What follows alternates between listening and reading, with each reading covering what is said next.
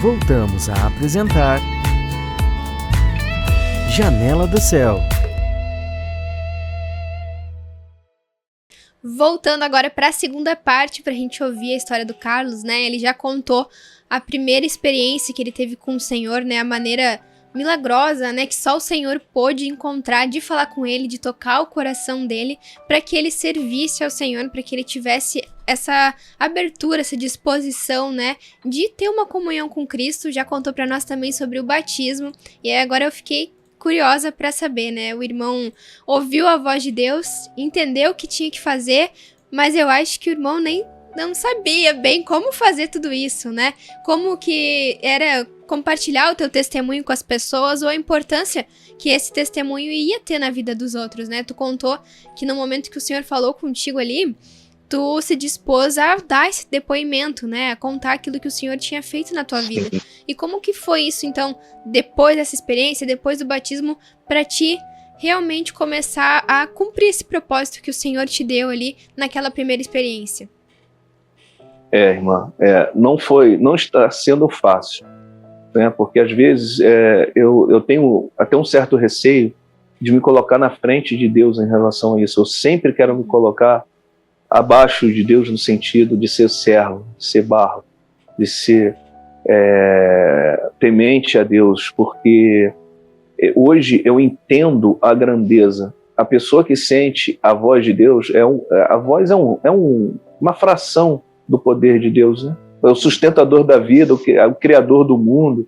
Então, eu tento tomar muito cuidado com isso, né? E me policio muito em relação a isso, mas eu tento ler muita coisa que tem de relação comigo e na Bíblia, no sentido de humildade e de aprendizagem, porque principalmente com o ser humano, que às vezes você está, como eu falei, eu tenho um comércio, está aberto, de repente entra uma pessoa procurando uma oração e não sabe que está querendo aquilo, e você tem que entender que você tem que estar preparado para passar uma palavra, porque se você falar algo errado para uma pessoa que está com a cabeça também não muito boa, você pode acabar estragando ou falando de Deus de maneira incorreta.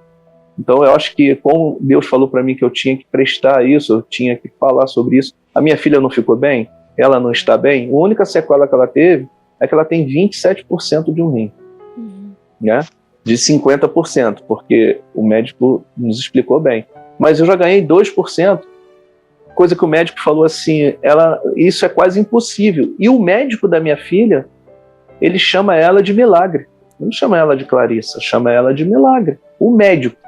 E ele sabe toda da história. Quando vem, ele abraça, ele tem 90 anos. Quando ele vê, ele fala assim, olha o meu milagre entrando no meu consultório.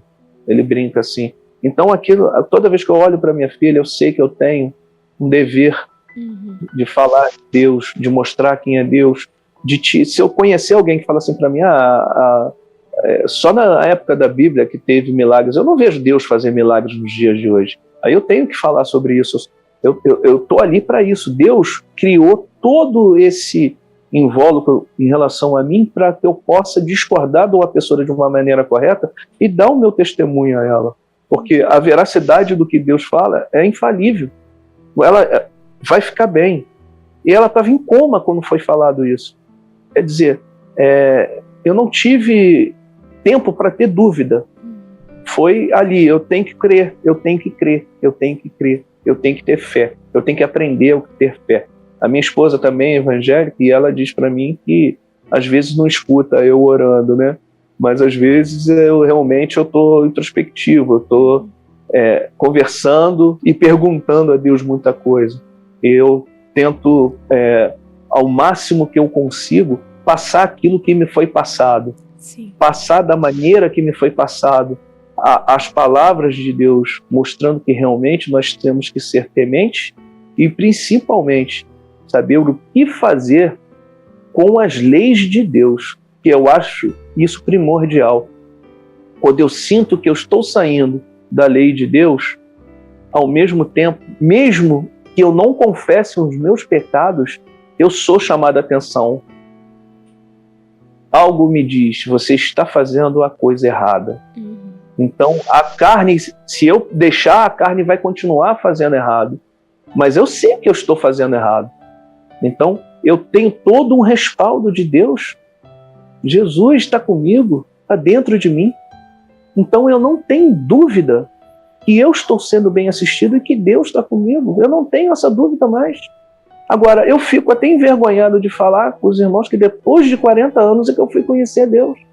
Mas nunca é tarde para conhecer Deus, para a gente se arrepender, né, dos nossos pecados, irmão. Nunca é tarde. Para ter Então, essa a gente experiência, né, de poder depender do Senhor, de sentir que está sendo amparado, né? É uma Sim. experiência que todo mundo tem que ter, né? É uma experiência que todo mundo precisa, né? Ter esse contato Sim. com Cristo, né? E olha que interessante. Exatamente. Tu falou, né, que no primeiro contato ouviu a primeira vez a voz do Senhor e ele falou, né, eu te criei. Que interessante isso, né? Ele tá ali, de certa forma, mostrando que tem muito poder, porque foi ele que nos criou, mas também como algo amoroso, carinhoso, né? Somos feituras da mão de Deus e ele tá ali para nos sustentar, né? Tá ali para nos dar auxílio, mesmo quando a gente ainda ignora que somos filhos dele, né? Ele já tá ali pronto para nos auxiliar. E a gente tem que ter essas experiências, né? Que nos levam a ver ele, que nos levam a ouvir essa voz. E eu queria perguntar também como é que foi depois esse processo de crescimento, né? Porque a gente tem aquela primeira experiência, aquilo nos dá muita força, né? Mas depois tem aquele processo um pouco mais lento, que é o processo que eu vou vendo dentro, que eu vou me conhecendo, vendo tudo aquilo que tem dentro de mim, conhecendo a Deus também, né? Como é que foi o processo na tua vida? Então, tudo está acontecendo, né? De uma forma que eu julgo assim, gradativa, mas eu confesso a todos os irmãos e me exponho que eu poderia estar melhor do que eu estou hoje. Porque Deus está fazendo a parte dele, mas eu deixo a desejar algo. E às vezes eu deixo a carne me dominar. Então eu quero também externar isso, porque mostrar que a batalha ela é forte. Então a gente não pode tampar o sol com a peneira. A gente tem que se expor. A gente tem que dizer a Deus que sozinho nós não vamos conseguir. Nós temos que ser servos de Deus e, ao mesmo tempo, ter a força de saber que sozinho não conseguimos fazer nada, irmã. Não conseguimos. A irmã está aí ajudando, está dizendo as coisas em que... me ajudando a informar as pessoas, está com o programa, também está na sua batalha, como tem outros irmãos também batalhando, o ministro batalhando, pedindo às pessoas para que as pessoas mudem, para que as pessoas tenham pelo menos um pouco de amor entre elas e com isso, né, amando o próximo, você está amando Deus. Só que, irmã, é uma coisa assim que quando você está se propondo a isso, tem também o outro lado, a força negativa que investe pesado em você. Por isso você tem que ter o discernimento de falar com Deus, Senhor, sozinho eu não consigo fazer isso. Verdade. E eu não consigo, irmã, eu não consigo. Nós sozinhos não conseguimos. Por isso que eu agradeço muito de ter conhecido a igreja de Jesus Cristo, essa igreja primitiva que eu acho maravilhosa. Se eu soubesse disso, eu tinha feito isso há muito mais tempo, não estaria aí a míngua, a procura de uma coisa que eu não sei, que eu não sabia que existia.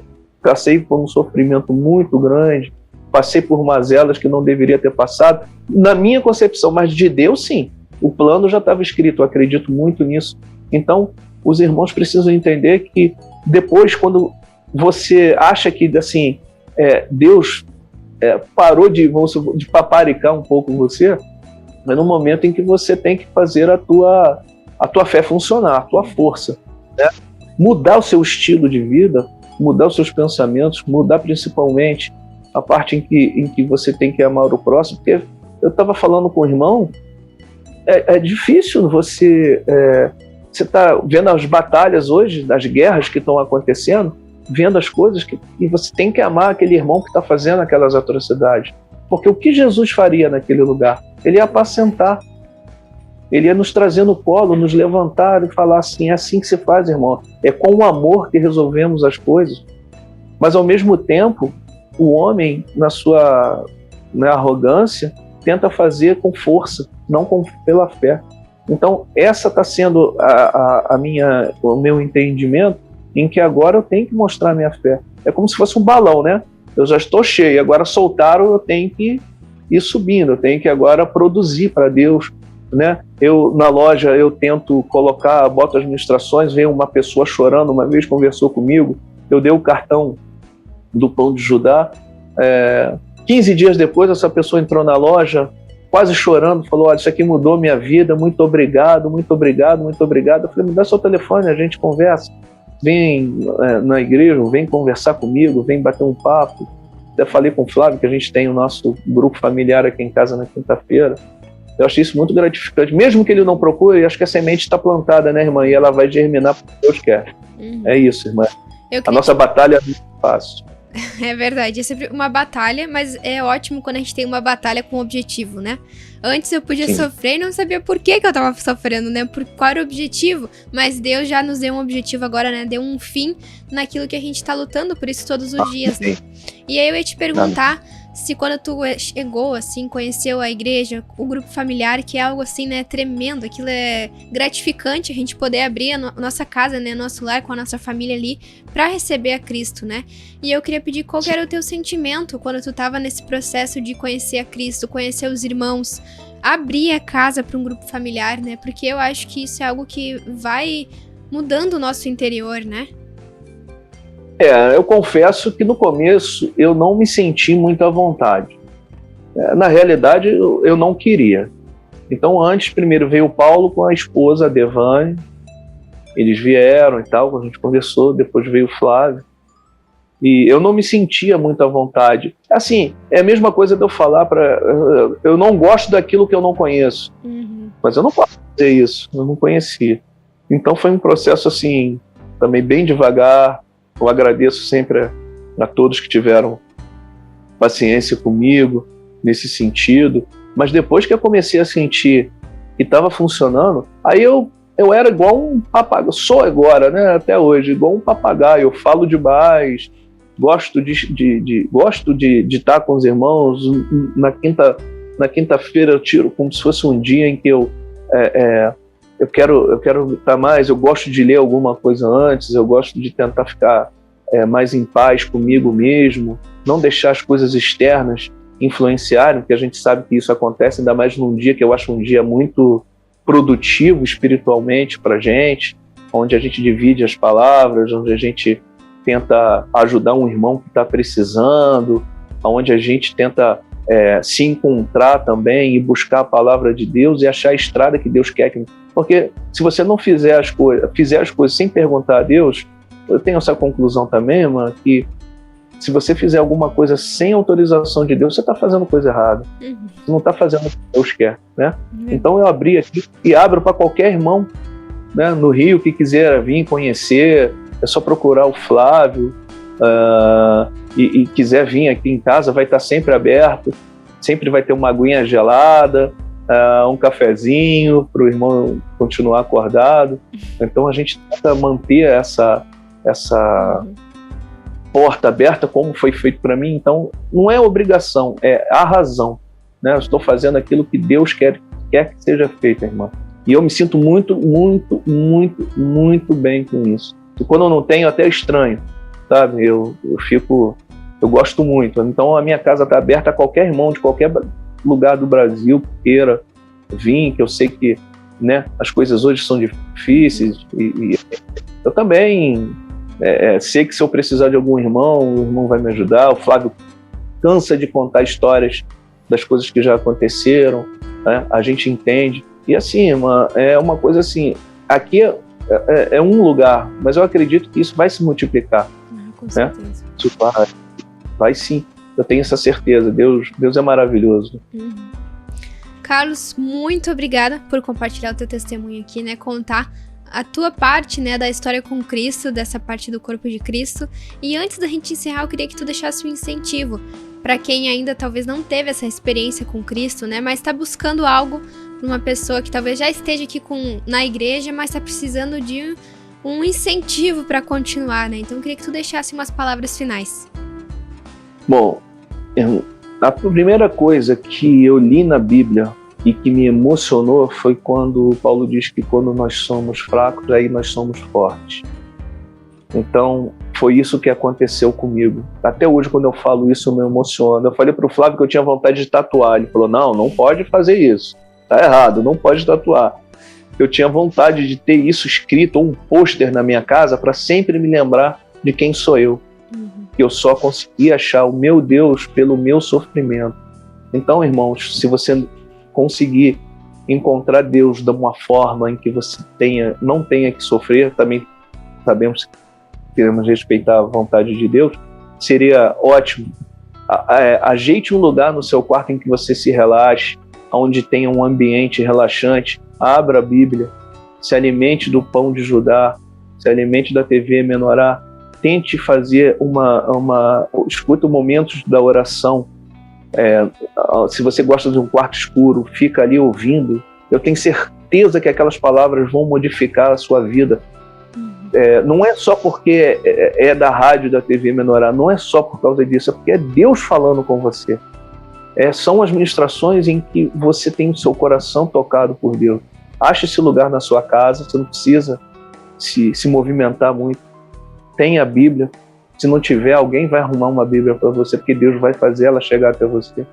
E ore, medite na palavra de Deus, pergunte a Deus, porque Ele está presente, Ele está do teu lado, Ele só está esperando você aceitar Ele.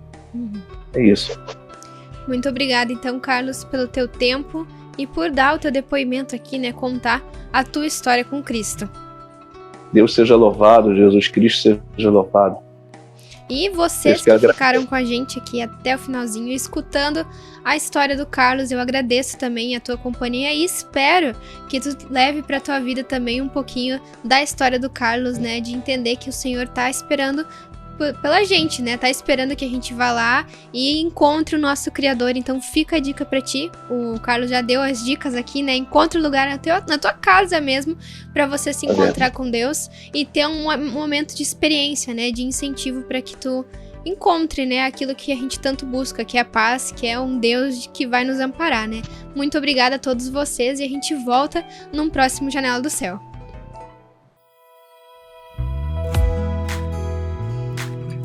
TV Menorá apresentou Janela do Céu.